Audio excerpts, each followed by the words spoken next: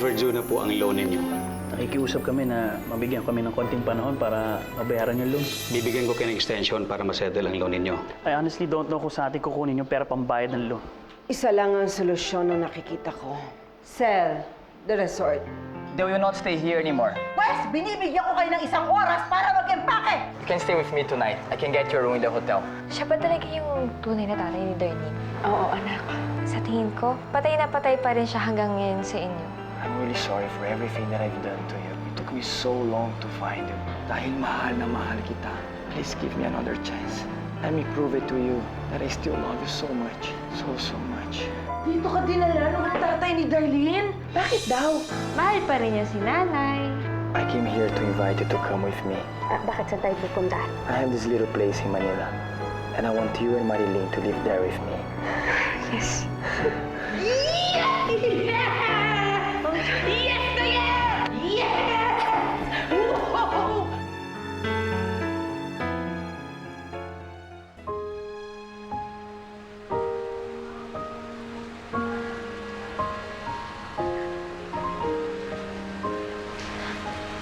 Ang ganda.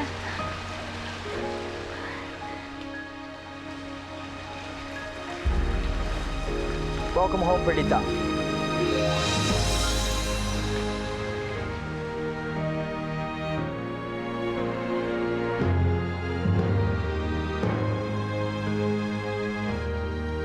Ang laki ng bahay mo, George. Sabi mo, maliit lang. Parang mas malaki pa nga ata ito sa mansyon ng mga Carbonell eh. Yeah, it used to be so big and empty when I didn't have no one to share with. But now that you're here, it won't feel empty anymore. Talaga bang wala kang naging pamilya? Sa gwapo mo yan, walang nagkagusto sa yung ibang babae? Anak. Nay, buhay na buhay kayo dun sa painting, oh. George, sinong gumawa niyan? Paano? I painted when I was in San Francisco. And yes, Perlita, you're right. I met a lot of women there. But I just couldn't forget about you. Really. That's why this portrait here was the only thing that gave me hope na one day we would be together again, Perlita. Naku, George, baka naman masira yung mood ng mga bisita mo pag nakikitang nakabalandra dyan yung mukha ko. Of course not, Perlita. I don't care what others say. You're still the most beautiful and kindest person in the world. That's why I felt sorry sa ginawa ko sa'yo dati. But I hope it's not yet too late for me to correct my mistakes and to make it up for you and to our daughter. Nay, yun naman pala eh, gustong bumawi sa'yo ni Tito George. Kaya, nagsabihin lang nun, dapat mas mag-bonding kayo. Alam mo, George, parang akong nananaginip talaga ngayon eh. Dahil ikaw ang kahuli-hulihang taong naiisip kong magsasalba sa amin sa kagipitan. Pero pasalamat pa rin ako sa Diyos at dumating ka dahil kung hindi, baka sa kalsada na kami pulutin. Sana lang talaga nandito rin si Darlene para makumpleto tayo.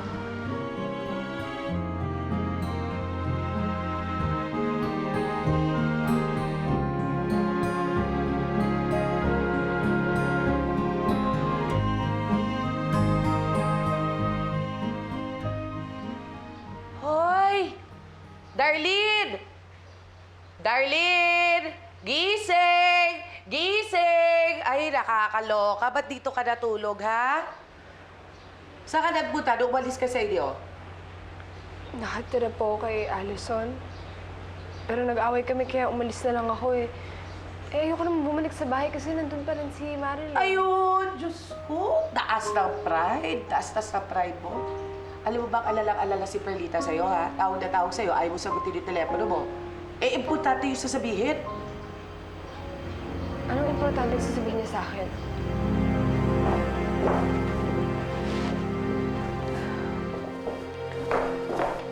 I will miss this place. The wall, the ceiling, the furnitures. Alam niyo bang sa India ko pa in-order ang lahat ng ito? Pagkatapos may iba lang palang makikinabang sa bandang huli. Mama, if all else fails, saka na lang natin ibenta ang resort.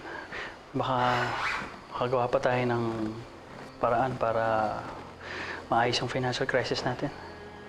Ziggy, iniisip ko na lang lahat ng alternative. Just none. Yun lang talaga ang natitira.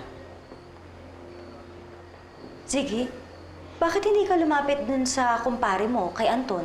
Baka mapautang ka niya. Right! I remember Anton. Hindi ba't kauupo lang niya tapos nagpatayo ng kasino? Now he is a billionaire. Lumapit ka sa kanya.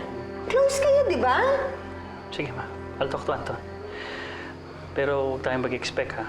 Kasi wala naman assurance na tutulungan na tayo. Yeah, but let's hope. Brilliant. Brilliant. Madam, nandito na po lahat ng pinatawag niyo. I have an announcement to make. Tessie, to the left.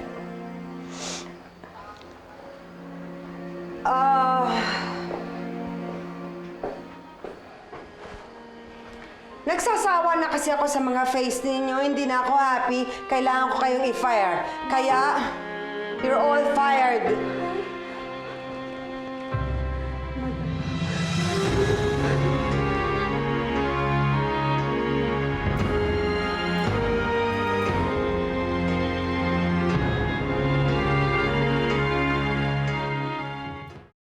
Here. Well, since I know we won't be able to share the same bed yet, I prepared this room just for you. But when the right time comes, I will be waiting to share the same bed with you in our room. Salamat, George. Excuse me po, Sir George, may naghahanap po sa'yo sa baba.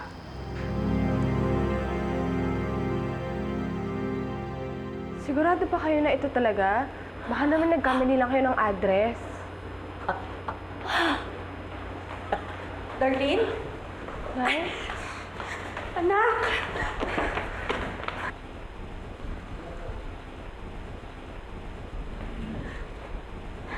Ibig bang sabihin nito, hindi ka nagtatampo sa akin? Dahil naman eh, alam niyo naman na hindi ko kayo matitiis, di ba?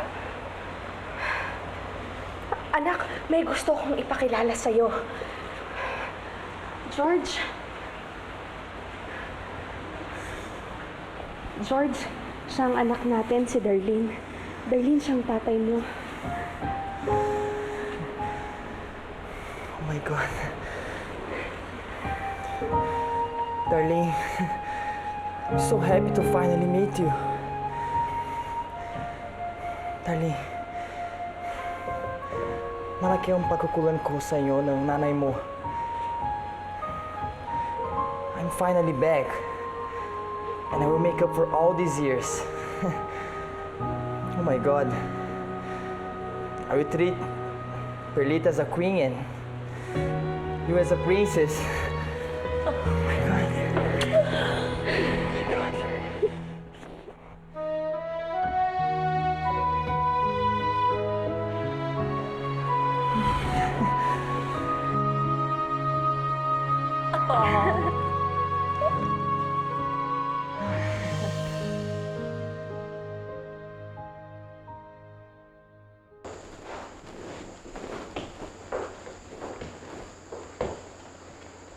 Yes?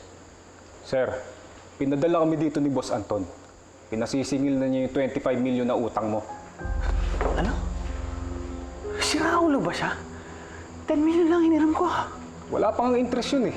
Sabihin mo dyan sa amo mo, wala akong ganyang kalaking halaga. We're having a family crisis here. Sabihin mo sa kanya, hindi ko pa siya mababayaran.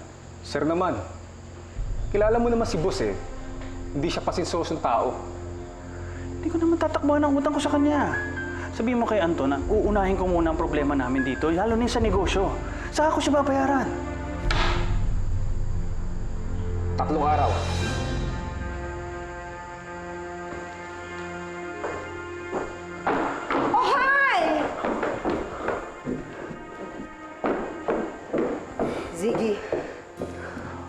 Nakautang ka kay Anton? Magkano binigay? Ha? Sabi sa akin. Mama, huwag niyo muna ako i-pressure. I said, I'll take care of the problem. Bigyan naman ako ng chance to miskarte. Please lang.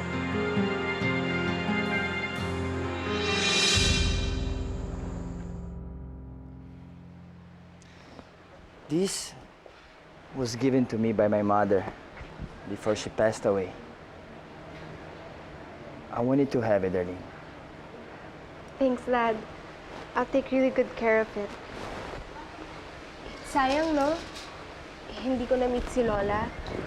Alam mo, sigurado ako that she was very, very nice. Kasi she has a wonderful son just like you. Yeah. But darling, I'm just curious. Ano bang pinagtampuhan niyo ng nanay mo? Why did you have to leave? Why did you have to go away for a while? Nak!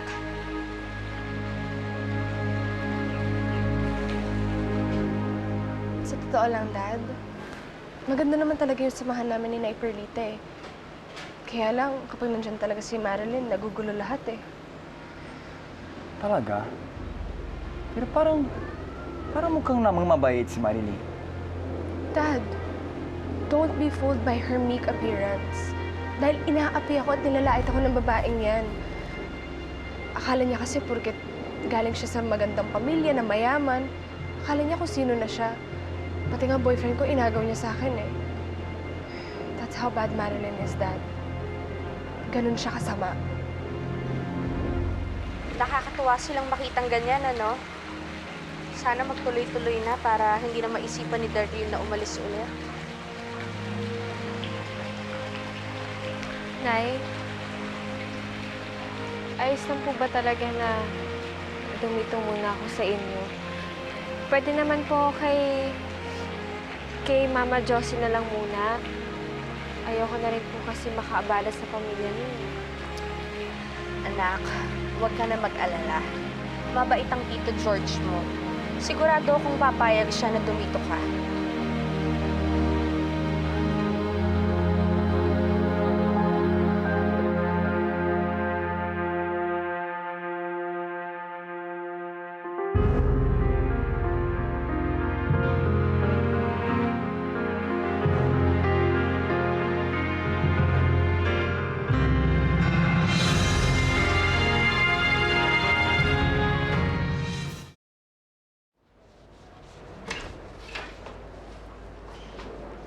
If I were you, I wouldn't get too comfortable here. Bakit naman, Darlene? Kasi kahit nasabihin mo ang laki ng mansion na to, alam din nating pareho that this house isn't big for the both of us. And somebody has to leave, at siguro alam mo rin kung sino sa ating dalawa yun.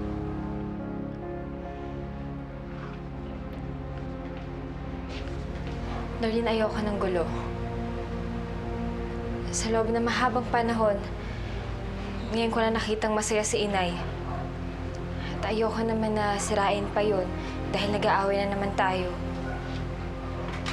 Away? Sino nagsabi sa'yo nakipag-away ako sa'yo? Ang ayos-ayos nga ng approach ko sa'yo, eh ikaw lang naman tong makapalang mukha at hindi marunong makiramdam. Pinagsisiksikan mo ang sarili mo sa pamilya ko, eh alam mo naman na hindi ka welcome dito. Darlene, hindi naman totoo yan. Pinatira ako dito ng daddy mo. Tinanay ng maayos.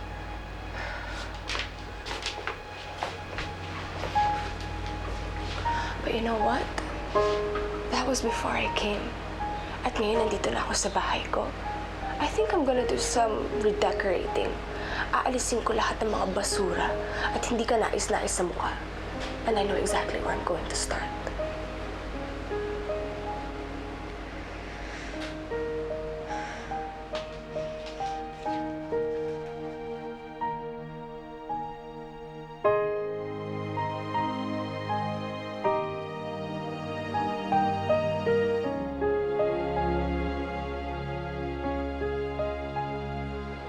George, ang dami namang handa, parang fiesta.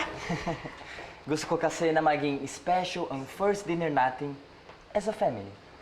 Ako na ho, tutulungan ko na ho kayo. No, Ayun please, na po please, nga Perlita, kami please. You are the queen in this house. Let them do their job.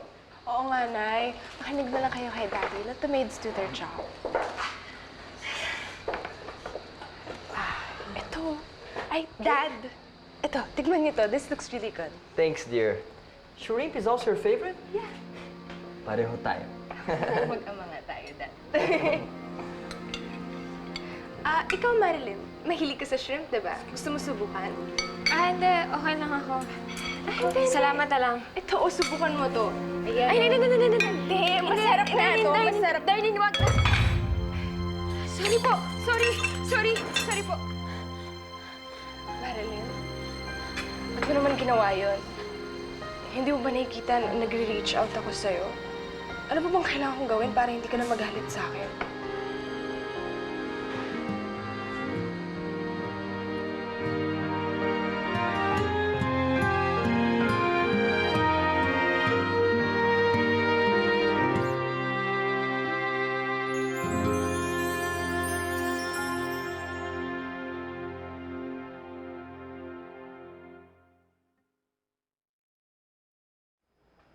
George, magkape ka muna, oh. Oh, thank you.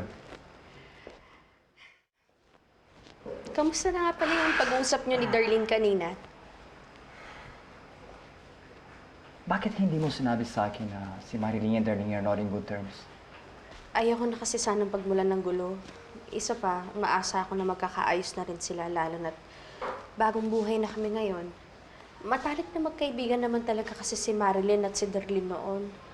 But from what I heard from Darlene, their friendship are beyond repair. Not after the things that Marilyn did to our daughter.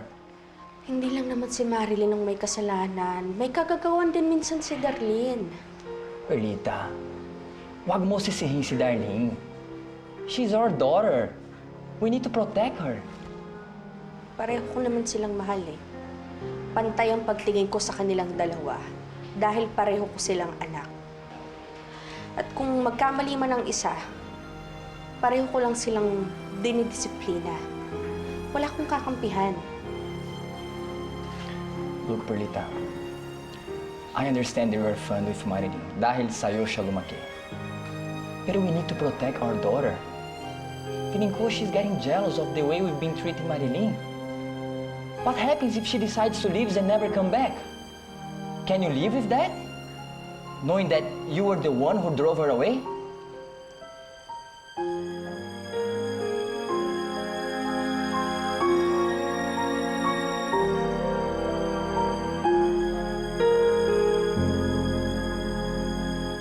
I have a reservation for Allison Fernandez. And I have a reservation for Darlene Mendoza. Darlene? Yes? Yep. I'm back to being a princess. Because my real father, who just came back from America, happens to be filthy rich. Oh. So, when will you invite me over? I'm excited to meet your real father. At sinong may sabing gusto pa rin kita maging kaibigan, Allison? Pagkatapos mo akong lait-laitin at palayasin? I've seen your true colors, and honestly, it really sucks. Come on, Darlene. We've been best friends forever. I'm just having a bad day nung napalayas kita. And we both know naman kung sino yung kontrabida in your life, diba? Sabagay, may point ka nga naman. I shouldn't waste all my anger on you when I could spend it on my enemy who's living under my roof. What? You mean to say, binitbit ng nanay mo, si Marilyn, sa mansion ng dad mo? My gosh, you have to do something about it, Darlene. Baka mamaya, isang araw magising ka na lang. Pati yung dad mo, nakuha na ni Marilyn. Pwede ba? I've got it covered.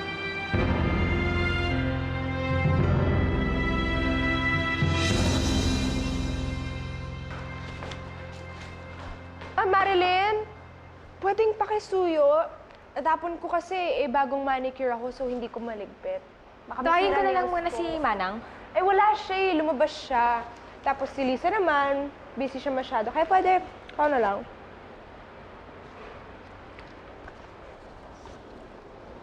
Thanks.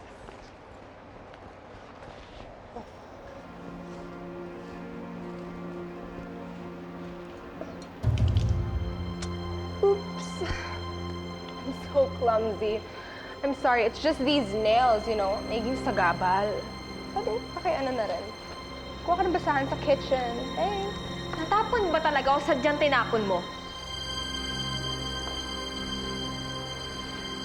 At ba't ko naman gagawin yun? Ikaw na maglinis niya. Pwedeng ikaw? Go, linisin mo. Ikaw kaya maglinis niyan? Aba, lumalaban ka. Linisin mo! Eh, sumusobra ka na kasi! Linisin mo yan! Ikaw maglinis? Ano ba? Ano ba? Aray! Marilyn! Marilyn, ang sakit! Aray! What did you do to my daughter? Ano ba nangyari, anak?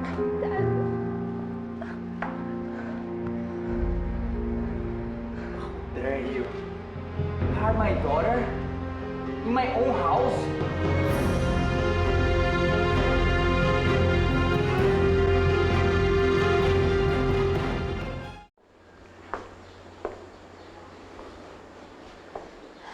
Sige.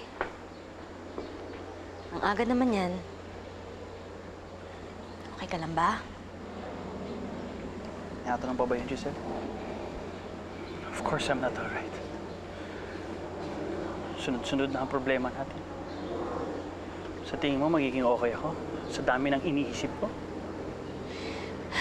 Pero di ba lumapit ka na kay Anton?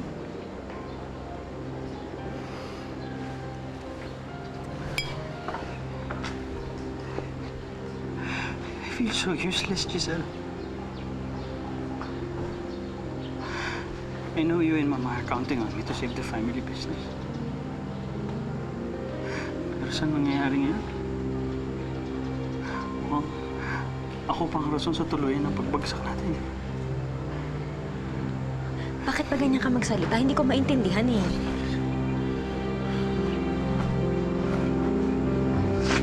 Sige.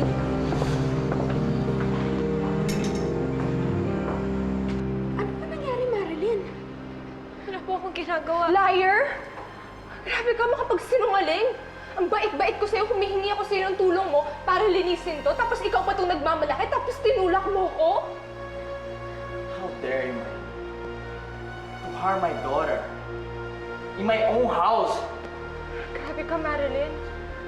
Alam mo, Dad, di ba sinubukan ko naman ever since dumating siya dito. Sinubukan kong maging okay kami at nakita mo naman yung efforts ko, pero wala eh. Siya talaga to nagsisimula ng away namin eh. Tito George, amin ko naman po. Tinulak ko si Darlene, pero siya naman yung unang tumulok sa akin eh. Alam mo, mabuti pa, pag-usapan na lang natin to pag hindi na mainit ang mga ulo nyo. Halika na. No. We have to settle this right here, right now. George, huminahon Julita, pa. I know what I saw kanina. If there is a victim here, si Darlene. Si Marilyn. Siya ang may kasalanan. She's a liar.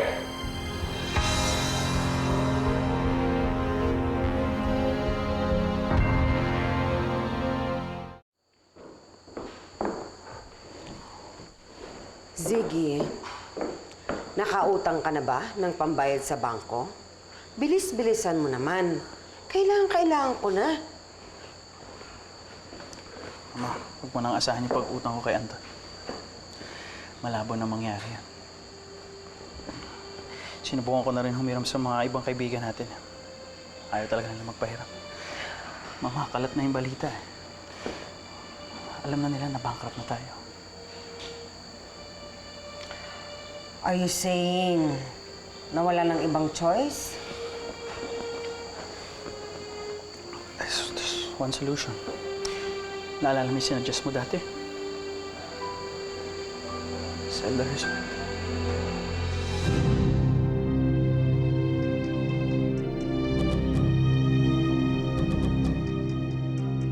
George, baka pwede nating pag-usapan mo na to ng maayos. No, Perlita.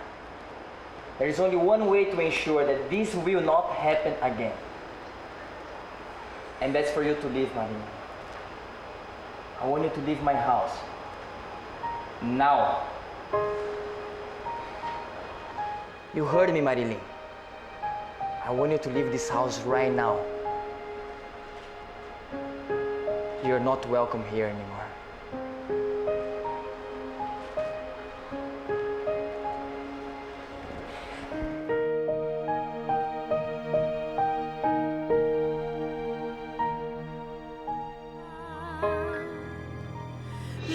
Hindi pa ako kontento. Gusto ko yung bagsak na bagsak talaga si Marilyn eh. Pero hindi pa mangyayari yun dahil isa pa rin siyang Carbonell. But not for long. My dad told me na nakatanggap siya ng offer from the Carbonells.